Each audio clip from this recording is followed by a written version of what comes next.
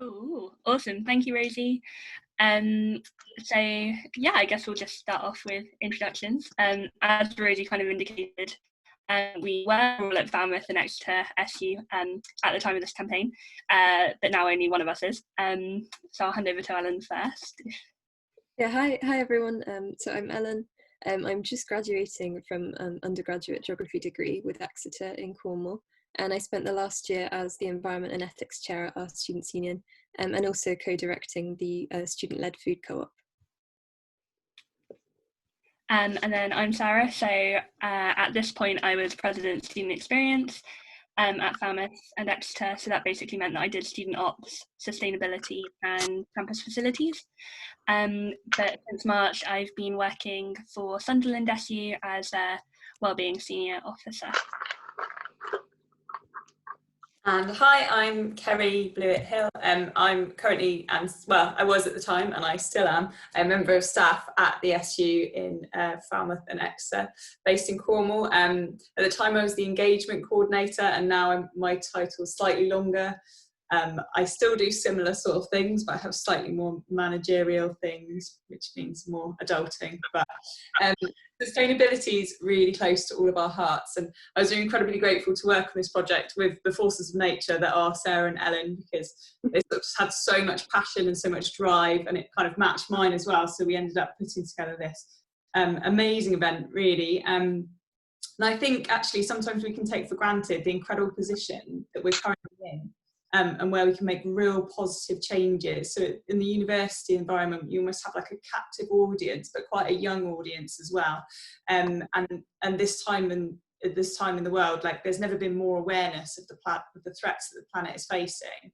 So we're in an environment where we can make a huge impact to our captive audience of students, but also, you know, really work on involving that wider community too. So I think, you know, we're in a position, and as well, the beauty of students' unions is that we always sort of share all of our best practice and things. So actually, as a community, we can really make huge impact on just our immediate sort of surroundings of our students and the staff, but also on those communities that we sit in across the country. So yeah, it's a really, really exciting area to be in, and really very lucky to have been a part of a really great campaign. Yeah, so I think the beauty of unions is that we share our best practice, and together we can use that for the better, so we can all go forth and be the change.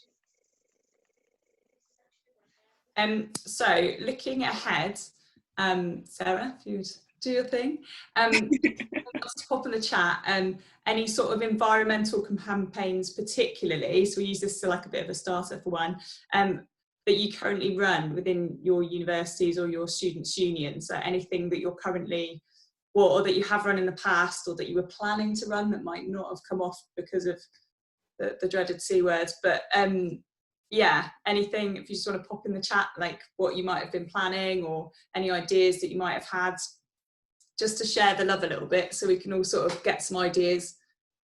Maybe if Ellen or Sarah, if you have like a Word document, and then we can post it as a file in the group later. Yeah, or even if it's not related to sustainability, so like refreshers, give it a go, that kind of thing. And the more student ops related campaigns, the better, I guess.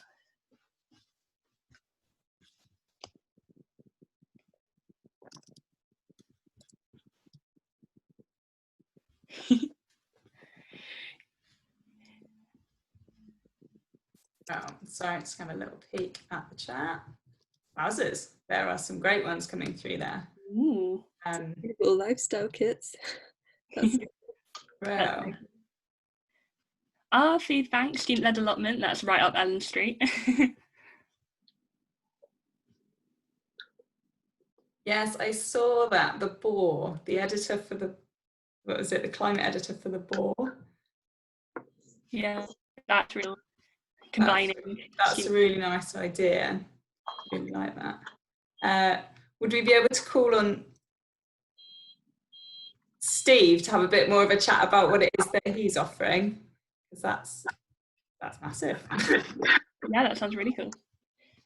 Steve, if you want to like unmute yourself and just tell us a little bit about who you are, where you're from, and what's going on at Winchester. Hello. Yeah, so Oh, someone's got a beep going on.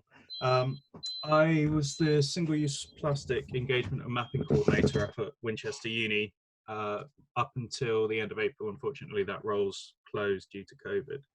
But the university made the pledge to be unnecessary single-use plastic free by the end of December 2020. Wow, okay. So they made that pledge about 18 months ago. And as part of that role, which I originally got through doing a paid internship as a student there, Yeah. which I mapped the plastic usage of the entire catering team. Wow, that must have been a massive piece of work. It was huge and it was horrible. I bet. But it's one of those things that you can't fix a problem until you know what it is. Yeah, so that was a large part of that role. I tried to get the uni to sign up to plastic free community status, because I know that there are a couple of unis, Aberystwyth and Aston, that have already got the accreditation, and there are a number of others that are working on it. But unfortunately, it got tied up a little bit in red tape. But hopefully, the new environment manager there will pick that up and run with it. Part of what I was able to deliver through being at Winchester was we created a returnable cup scheme. Nice. So instead of everybody being reliant upon either carrying your own reusable cup all the time or having a disposable cup every time you go for a coffee, you place a deposit on a cup, take it away, use it for as long as you want, bring it back, and you get your £1 back. Ah, that's really cool. Yeah. So we just rolled that out across the whole uni, and had agreed with all the catering outlets that we wouldn't be stocking any more disposable cups, and then COVID hit and everything is now disposable only, unfortunately. Yeah, I feel that pain. But actually they haven't proven that it's any worse for No, they haven't, but I think part of that is the fear that everybody has about catching it and everybody wanting to be extra safe. Yeah, absolutely. So that's that's really great. That's really lovely to hear all of those things, and actually certainly that plastic free campaigning for that and getting the deadline is really key actually in terms of activism. So if you see me looking over here, I've got a little patch on my wall that I write stuff on. It's like I can rub it off. It's like a little whiteboard. But I'm just trying to record all these ideas, and then hopefully we can have it as a bit of a resource, because I did see someone in the chat go, I'm going to magpie all of these. And that is by all means what we're here for. We kind of want to create like a huge sharing platform and sort of make that change. And the more ideas, the better. Like just even small changes here and there can make a huge impact. So yeah, it's all about ideas. Right, so I'm going to hand over to, I think, Sarah's next. Yep. Cool. So as we've kind of already mentioned, we're here to chat about what we did at Falmouth Exeter SU and how that kind of developed into a kind of year-long sustainability focused campaign that sort of culminated but didn't finish with Sustainability Week in November. So yeah, and we were really excited to have been awarded the National Society and Volunteering Award for collaboration for this campaign. And yeah, so for us, we decided to focus on sustainability this year because it was a priority for the SU at the time and still is. So the climate emergency declarations were made by Falmouth University and the University of Exeter back in May-June time of 2019. And that kind of instigated through a whole load of like open letters, that kind of thing, from the student body requesting that universities kind of put their money where their mouth was in terms of sustainability. So we saw all of that happening and then decided to set up the Green Council, which was a student representative body that sat under Student Council and was focused on sustainability initiatives. The structure of it like exactly mimicked the university sustainability structure. So we had representatives for food, waste, biodiversity, energy, water, and those kind of things. And then Ellen, as our part-time officer who focused on sustainability, chaired that. So it was really nice to see the kind of model empowering students and like putting them at the forefront of the changes. So after these declarations happened, we got a lot of feedback from the student body that said that students wanted to see more tangible action on sustainability. And we had also noticed that 20% of our society is affiliated with the SU were sustainability focused. So sustainability was like really creeping into student opportunities. So we wanted to kind of like build on that momentum and help make like long lasting change. So yeah, that's kind of like the background as to why we did it. And I'll hand over to Ellen. Yeah, thanks, Sarah. I thought it was on mute then. So during the week, we organised a schedule of 21 different events, and just over half of them were run by students or societies or sports clubs. So that was really cool and a lovely kind of balance between student-led and then community university-led events. Some of the highlights of the week were we had a green fair, which also mixed up societies with local businesses and organisations. So that was just open throughout the day for students and people on campus to meander around and chat to different organisers about opportunities. We also had a talk at the closing of the week, which was delivered by us along with the two universities, Falmouth and Exeter, to update students and staff on where they were at with where we were all at with our climate action plans, really.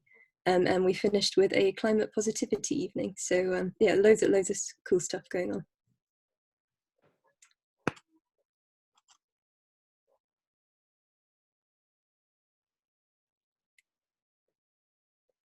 I think we are over to, sorry, Kerry. Oh yes, sorry, I'm editing my Word document. So many good ideas. I was just getting really excited about hedgehog-friendly campuses. We did have a little bit of a thing. It's still yet to happen, but we've got a cupboard full of Swift boxes actually, which will eventually go up. They've been sitting there doing their own thing. But yeah, all of those beautiful ideas, they're really good. Just keep them coming. If you keep just pegging them in there, even if ones that you've just thought of, actually it's a great platform to share, and all of those little wildlife friendly things are really, really brilliant. So if you're thinking further ahead to run some sort of sustainability specific event, just to get your sort of brains in that motion, if you haven't really been thinking about it before, but it is something that you'd be looking to do in the future, just to get into that space, I think very much so. Considering how many collaborators we had on ours, certainly the whole thing of many hands make light work was very, very true. So actually the more people we can get involved, the better. So I think almost for yourselves, or even if you want to put some things in the chat, think of sort of local places or things that are very personal to your area. So I've got a squeaky chair, I don't know if you can hear it. Things that are very personal to your area, and actually how you could then collaborate and bring them into your event. Winter coat swap. Yeah, so if you have a little moment to yourself and just have a little think, maybe just make a few notes of like actually those that are around you in your sort of immediate area that might be good to use. I mean, personally in Cornwall, we're quite lucky. We've got lots of sort of local charities right on our doorsteps. We've got the Wave Project, who offer surf therapy for mental health and for sort of mixed abilities, and we sort of hold wetsuit, sort of secondhand wetsuit sales for them and things like that, and all that kind of thing can be integrated in. Yeah, exactly. And I think actually fast fashion, slow fashion is really coming to the forefront now, and even myself, I just, you know, it's such a much bigger sort of subject. When you first get into it, you're just like, oh yeah, you know, I like being green, I like looking after the planet, and you're like, oh wow, as a human, it's really difficult to live without making, you know, anything other than footprints. So anything really can be considered. Oh, I'm loving these ideas coming through. They're really good. So yeah, and actually it's really nice to involve those local charities, and particularly now during our current sort of climate that we're in, charities are kind of going to get a bit overlooked because everyone's a bit like, oh, where's the next penny coming from? And actually to encourage people to give a little is going to mean so much more in this sort of difficult climate. So I think, yeah, charities are really important. and also with that sort of second-hand reuse thing is really good. Yeah, and also there's things like you can support your local council a bit, because normally local councils have got loads of green initiatives and things on their agenda they're trying to push, but nobody really listens. You know, they'll put some paper through letterboxes and they'll do that kind of thing, and yeah, and sort of people will read it, or they'll just put it in the recycling, and then nothing will get done about it. So actually getting in touch with your local council and that kind of thing, they've usually got some kind of green agenda and probably some funding that they can throw at this to help. Yeah, so no, really, really lovely ideas. Could I just, Lyndon, are you able to chat a little bit more about the link you've just put in, or network? Hello. Hi, it's just my LinkedIn, just if anybody wants to talk more. Obviously everyone's got such great ideas, so Yeah, it'd be good to see how it's not Ooh, hello. all those together, really. Bro, I love the idea that's about nice. Yeah, definitely, if anyone the wants to pop their swap LinkedIns shop in there and we can just sort of get a big network in there, feel free. And actually, you know, and if we're all running cool things but we're all in touch with each other, we can share ideas, what works, what doesn't work. Yeah, absolutely. So yeah, so Sarah, if you want to pop us onto the next slide. So referring back to the event that we run a little bit, so it kind of came out of Sarah's manifesto when she was president, and then Ellen as the Environment and Ethics Chair.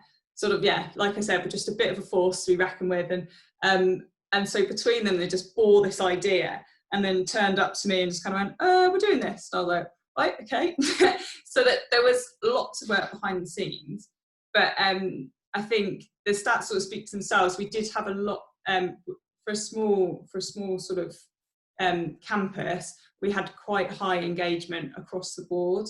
We're quite lucky in that many of the courses, so we've got a real mix. So the Exeter courses are very generally much more scientific, and then the Falmouth courses are much more art. So we've got a real melting pot of things that are going on campus. But it was a really nice event in that it brought those two things together. So we did have the fashion students sort of coming forward and supporting the slow fashion and that kind of thing. But also we've got the ESI, which I think stands for, what's that science?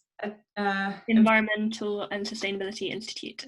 Yes, so we have the Environmental and Sustainability Institute on campus, where a lot of sort of masters and postgrads and doctorate students do very environmental based courses. So from that respect, we were, it was a collaboration not just of students but also of our postgrads and our doctorate, like all of those networks that sometimes are a bit harder to engage, but they really, you know, and I think the older most people get, the more they care about the environment. So actually it crosses all boundaries, this as a subject.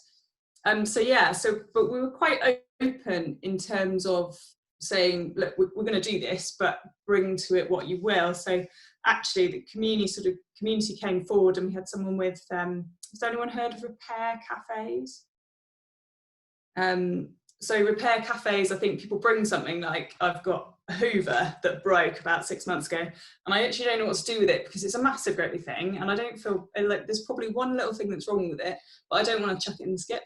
So a repair cafe, and I know they've started to like pop up around the country if you're not aware of them, but you bring stuff and then people that are good with electronics might fix it for you, or they might tell you how to fix it and you can go off and get a part and fix it yourself. And it's that kind of community collaborative approach to fixing stuff and not chucking it. So it sort of, yeah, just really combats that throwaway culture that seems to be going on. But yeah, and then we sort of got, so yes, we had engagement from on campus, and then from the local community. We did, I'm not sure if they managed to attend in the end, but we did get, the local council did come in with sort of their green travel initiatives, and some circular economy represented. There was some talks on circular economy. In fact, there were more things going on, but as the week went on, it just sort of gathered momentum, and people sort of dropped in and were like, we're doing this and we're doing this and we're doing this. So although we had a website of stuff, I feel like there was more going on around the fringes than we really knew about. But it was really nice because it just brought brought that awareness, and I think, you know, it could just get bigger in the future. I think there's so much there that you can do, but also you don't have to run it as one big week. But I think but I also, sorry, I am just running away with this, but I think actually where we are at the moment, where, you know, some places don't know whether they're going to be opening, or if they're going to be opening and only small groups are allowed to gather, and if they're going to open or it's going to be partial opening, and there's so much uncertainty. Actually, something like this is something that you could probably run. You could probably definitely run within the guidelines, because you can do like little small group seminars, or you can do like we're doing now. You can do, you know, Zoom seminars, and actually students can drop in, and but you can do little group workshops where you teach people how to make stuff.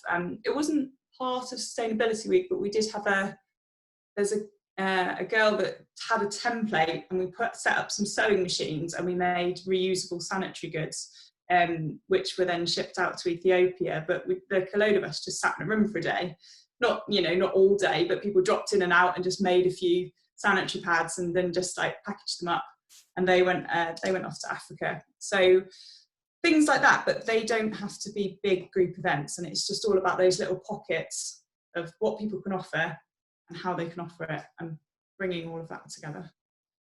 But yeah, there's no end to who can contribute. Sarah, I believe it's you next. I'm going to hand straight back to Ellen. Oh yeah, sorry. It's a 50-50 chance.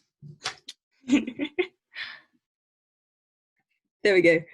Not after all this time, still not very good at the online meeting unmute thing, but there we go. So as a result of Sustainability Week, we had a massive increased membership in our sustainability focused societies, which is really cool. Sarah and I sort of picked up on this energy, and then decided to create a Sustainable Students community on Facebook, which has, I think, yeah, I mean, it shamefully hasn't been super active since campus closed in March, unfortunately, but we have about 70 students on there now, which was really, really great. And it's a space where students can, you know, share campaigns that they're planning, sort of environmentally themed events that they're running, all kinds of things. Also, as a result of the week, both universities, Exeter and Falmouth, committed to trialling meat-free Mondays. So in our on-campus canteen, and they became just a lot more receptive to conversations about eliminating single-use plastic on campus as well. And we used the feedback collected at these events, so the events throughout Sustainability Week and from the Meat-Free Mondays, to just continually lobby the universities to improve on those things throughout the academic year. And yeah, finally, as a result, we just saw a rise in the amount of sustainable behaviour change campaigns being launched by students. So I've definitely got a soft spot for this new campaign called Edible Pathways, which some students have launched and got some funding for through the Students' Union, to plant more edible fruit trees around campus. So a lot of apple and plum trees, some of which are going to go in this autumn in the planting season, and some the following year, so that we can have them kind of dotted around campus throughout halls and everything. And we're also installing some signposts to educate people about the edible plants that are already there, that people are just kind of not aware of. So yeah, really great to just celebrate these things and see the student engagement increasing with them.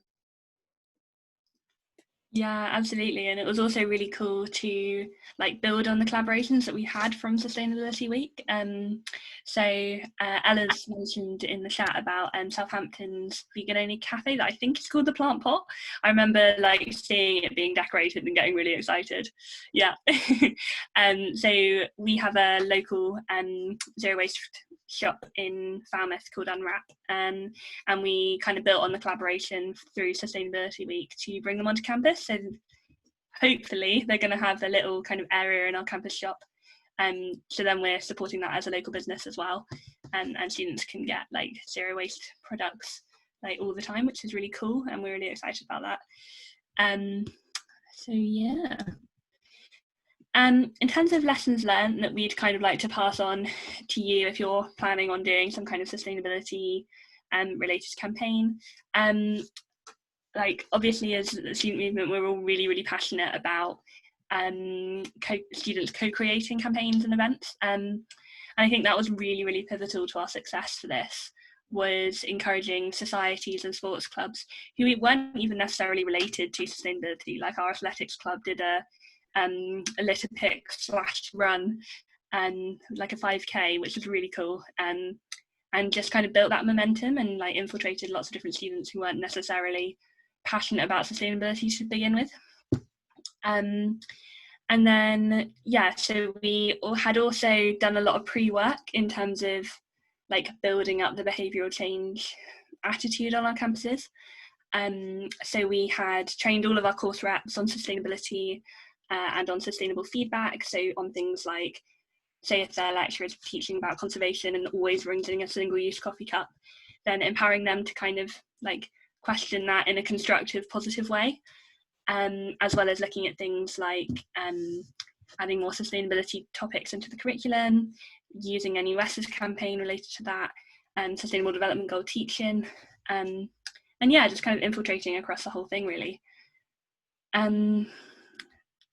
The other thing is that it wouldn't have really been successful if it hadn't been quite a big hot topic on campus and locally already. So Truro and the local community near to where the campuses are based are very sustainable in themselves, and they had really huge climate strikes and lots of different events and activities that were going on beforehand that really kind of helped build that momentum.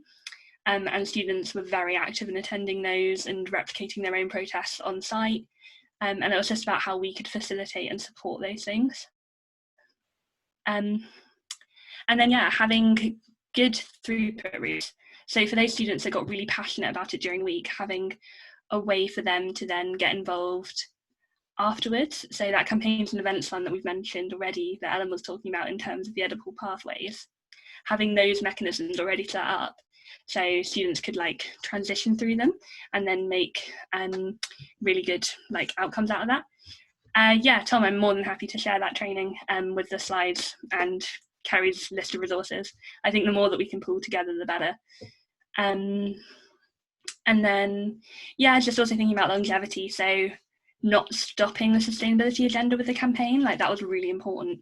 So in the coming weeks after it, we had a climate strike on campus, and we ran a behavioural change New Year, New Me campaign in January, which was all about giving sustainability behavioural tips. So for every day there was like a new one. And then also using impact trees and theory, doing all the planning, so we knew what we wanted to get out of it and how we could engage people in like the most effective way for that. Those are definitely like our top tips for it. And I will now pass back to Ellen, I think. Yes. Here I go again. Something we really wanted to highlight and celebrate really is that student opportunities is often seen as the fun stuff, and the fun stuff is amazing, but it can actually be really, really political as well. And societies, they often have such a wide, diverse reach, and that really cuts across courses and different ways that students would usually be grouped.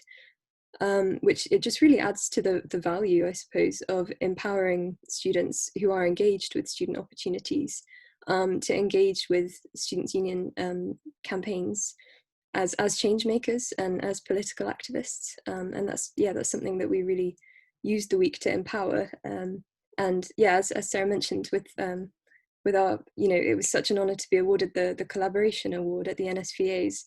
And the judges commented that they were very impressed by our ability to combine those kind of fun elements with the more serious things as well, because of course the climate crisis is such a serious issue.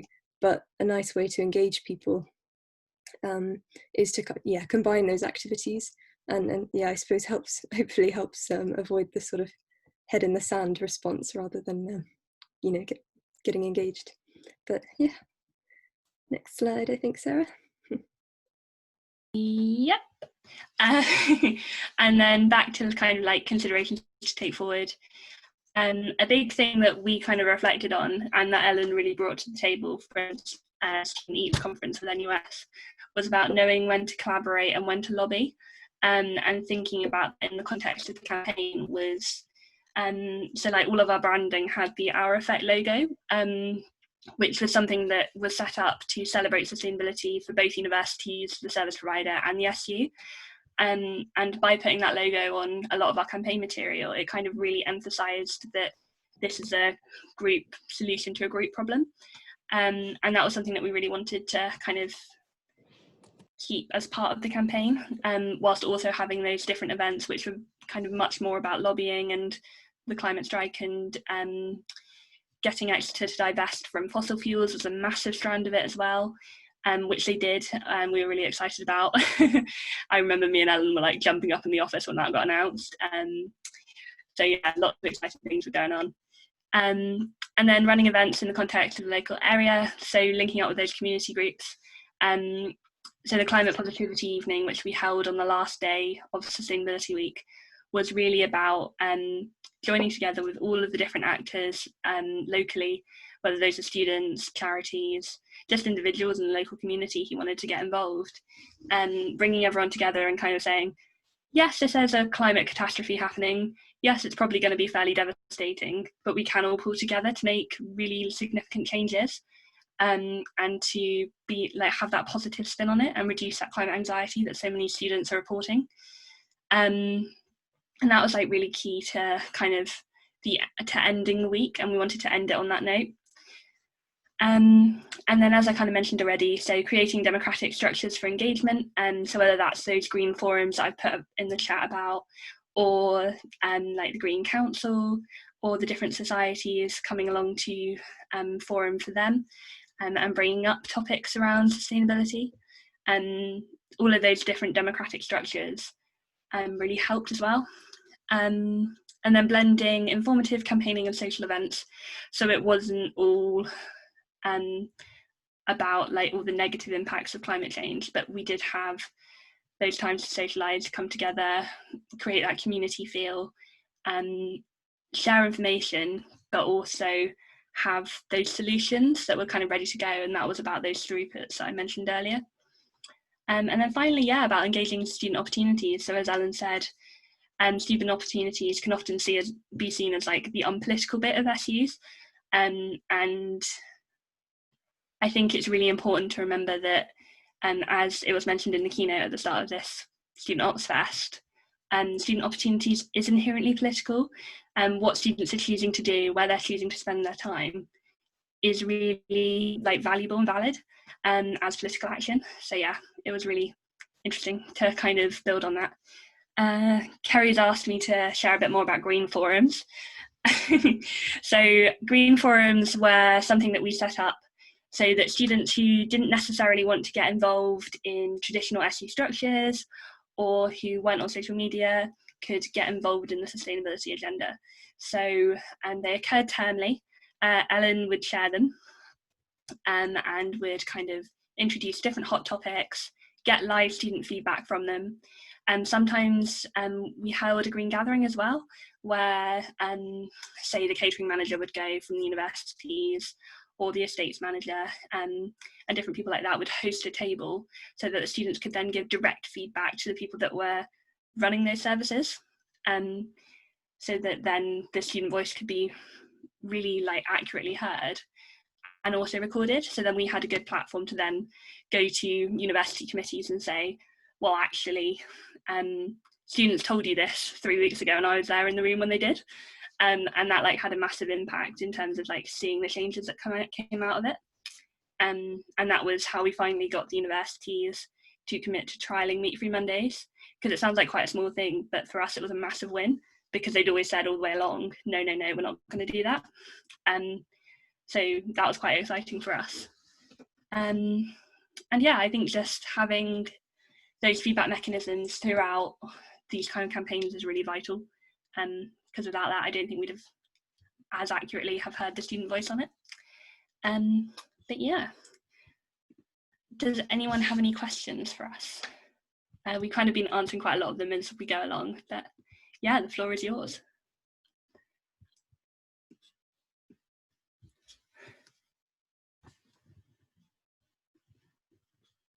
always that little moment when everyone's like, oh yeah, questions. I'm like, oh yeah, typing. Ooh. Yeah, absolutely. Very slow typer.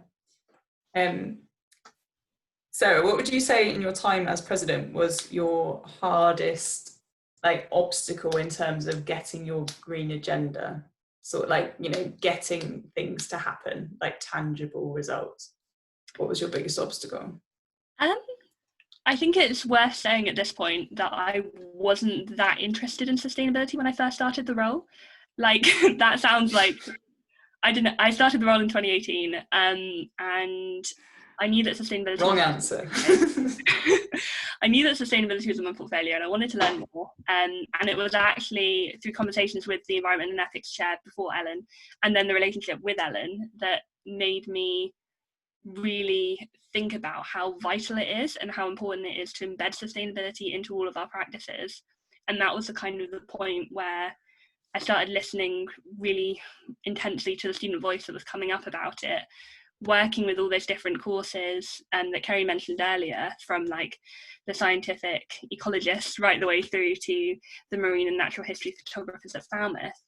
And yeah, listening to what they had to say and really thinking about how we could enact change.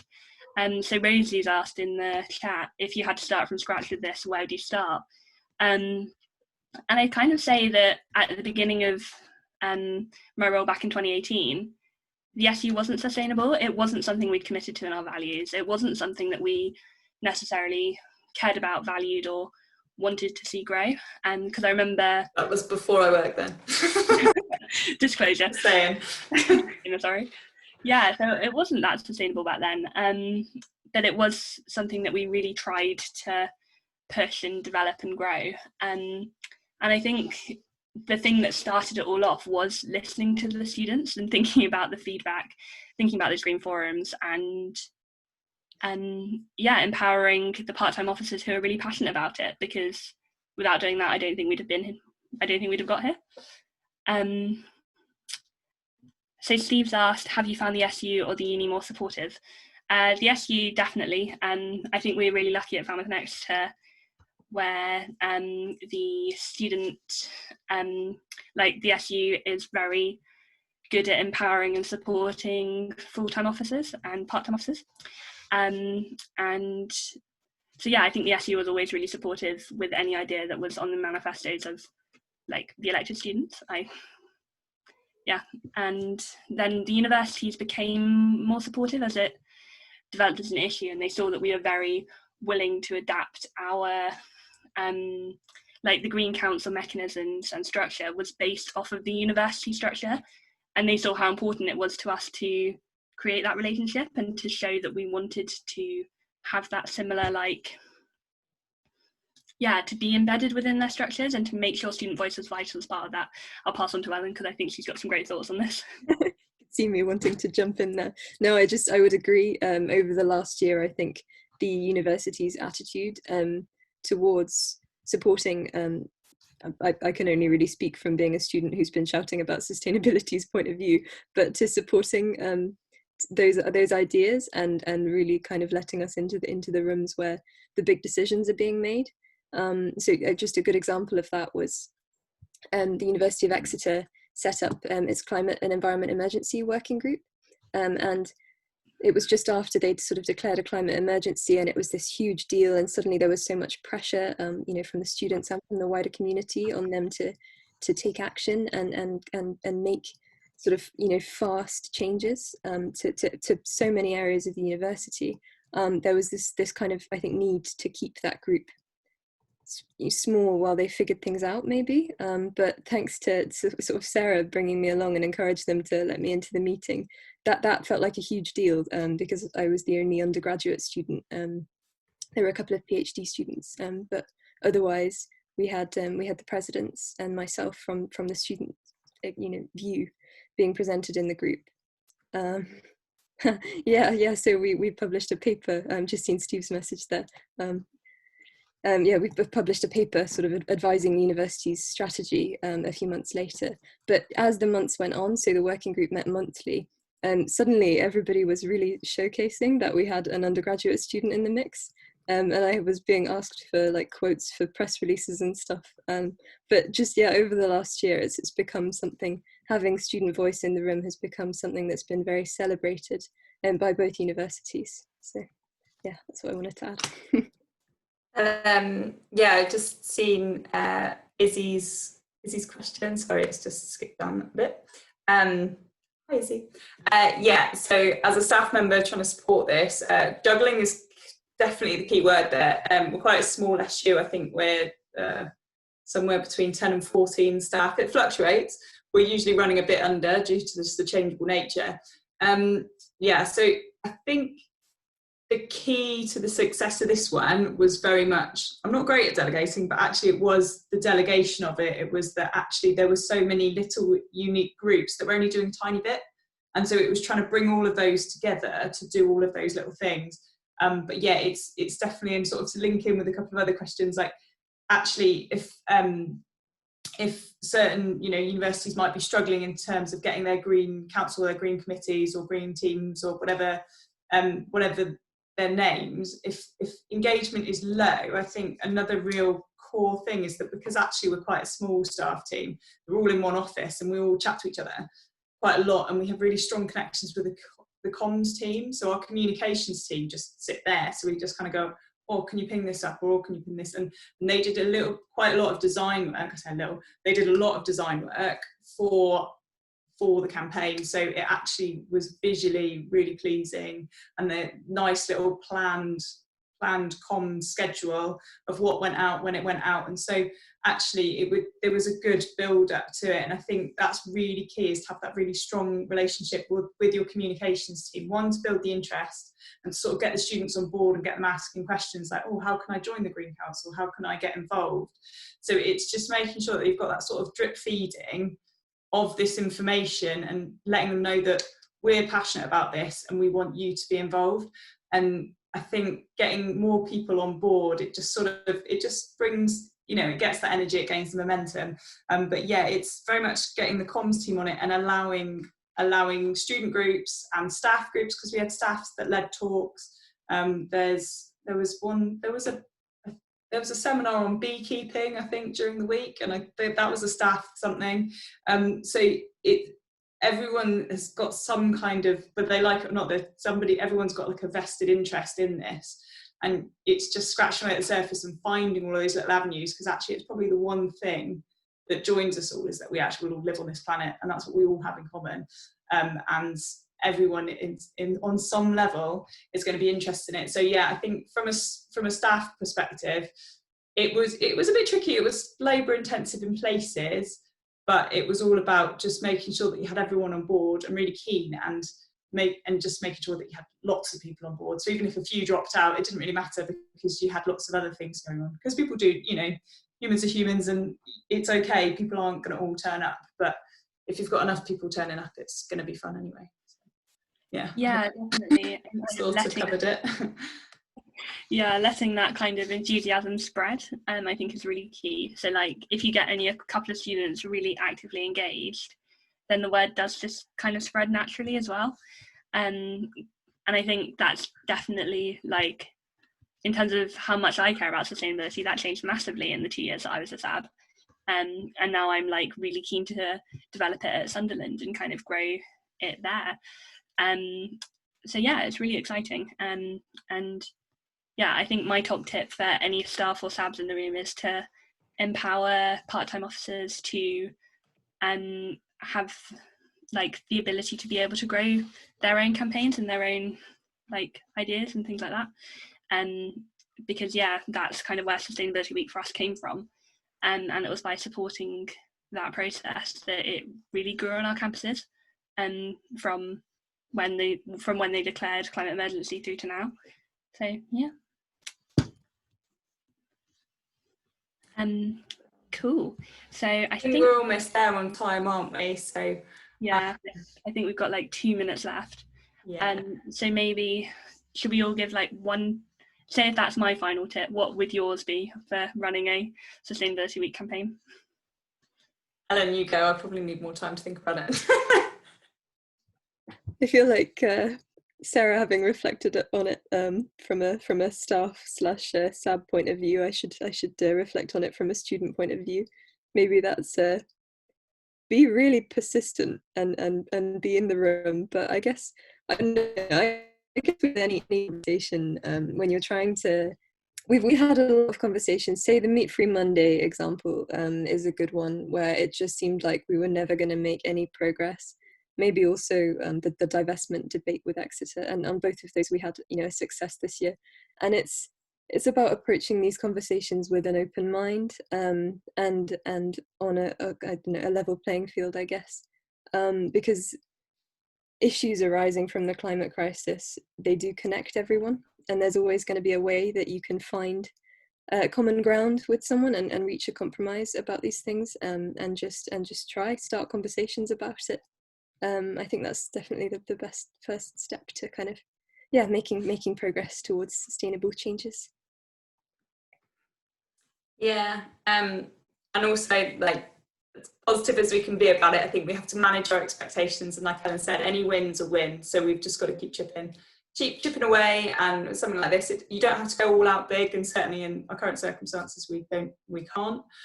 So yeah, just keep it manageable, and actually any action is action, and it's good. And even if you just recruit a couple of people that are then spreading the message, they're going to speak to another 2 people, and there it grows. So yeah, I think it's really positive, and it's really nice to read all of the things that you guys are doing. And I'll put those all up in a Word document, which I'll get to Rosie or Sarah to share. And yeah, it's been great to have all of you guys' input, and thank you, Rosie, for putting on this amazing event, and Organised Fun. They've done an amazing job. But yeah, I think guys, just stay really positive, and we've got this. Like we're actually in a position to change the future, so let's do it. I think that's an absolutely awesome note to end on. So Rosie's just posted the link in the chat for Coffee Shop Table 2. So I think we'll be heading over there. So we'll probably see those of you who want to join us over there now. Thanks, everyone. Thanks, Thank guys. you, Kerry, Sarah and Ellen, for an amazing session. Encourage everybody to go and carry on chatting in the coffee shop. There was lots of hopes for networking in the chat. So I see a bit of a national network on this developing, so you can all work on it together. Thank you 3 so much for sharing this. It was really interesting and useful. And yeah, have a good day, everybody. I'm going to close the stream now, so make sure you've got the coffee shop link. Cool. Right, see you all soon. Bye. Bye.